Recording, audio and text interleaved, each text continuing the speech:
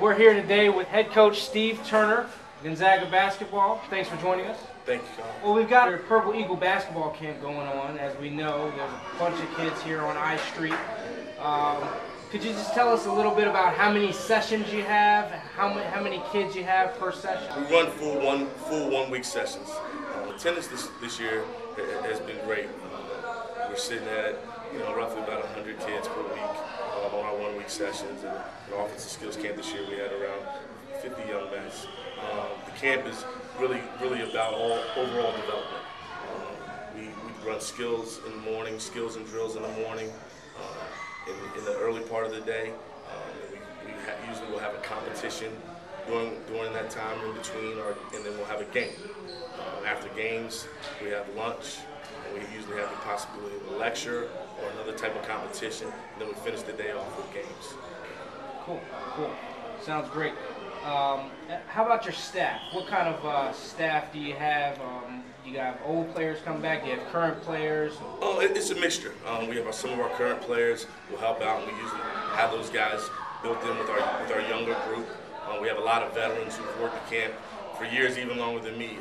And Bill Wilson and Joe Jackson, both who are counselor and teachers here at the school for 29 and I want to say maybe 40 years.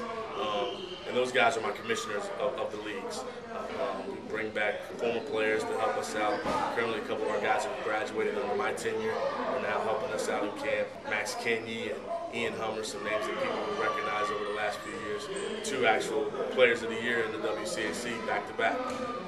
And then my two head honchos, my two right-hand men are Coach Juan Hill and Keith Beckett. And they kind of are my assistant directors.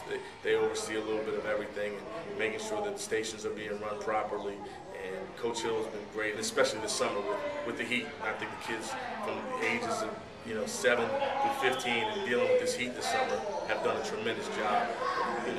Listening to the coaches, being where they need to be, and really our coaches also making sure that those guys stay hydrated and keep them cool. We haven't, knock on wood, we haven't had any casualties due to the weather. So far, a great summer. Awesome.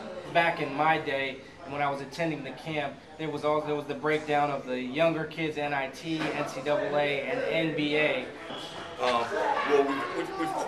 Since Coach Myers had the camp, I think we've taken on some younger kids even. So our NIT now is typically 7 to 9, some weeks 7 to 10, based on the balance in terms of numbers and skill level. Our NCAA is pretty much our 10-year-olds through 12-year-olds, or 11 and 12s, and then the NBA is our 13-year-olds to 15-year-olds. Got it. Nice. Well, we mentioned the NBA, and it's a hot topic right now with free agency being one, but really here in Washington, D.C. with the arrival of one John Wall.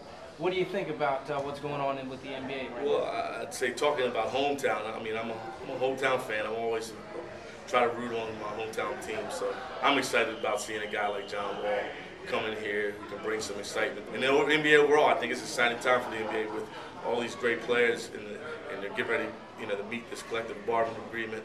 And now you got guys looking to team up together and make some moves. This East is going to be really thick now. The last thing we want to cover here on the I Street headlines is how you're doing with the team in the summer progression, because we're coming off a great year, a number of years with Cedric, Tyler, and Malcolm leaving us now. Now it's time for the younger guys that have come up under their wing to step up.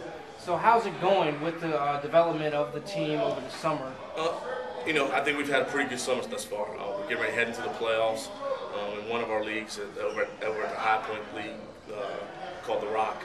We finished up 9-1. We took a tough loss last night to DeMatha, but we've been playing shorthanded all summer long, and for us to have not played a game this summer with a whole team and what we expect to be potentially our projected starting lineup for next year, or that top group of 8 to 10, not playing together every game, I'm really excited for where the program is going.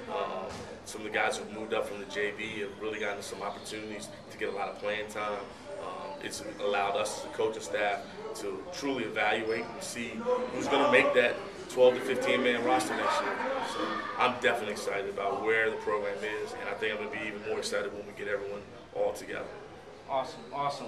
And just to let everyone know that there are playoffs coming up for the summer league. Yes, we have a playoff game starting, and the Rock League starts next Wednesday, and we will have our first game. We'll play 7:50. I'm not sure who our opponent is, so we got the #1 seed on our side.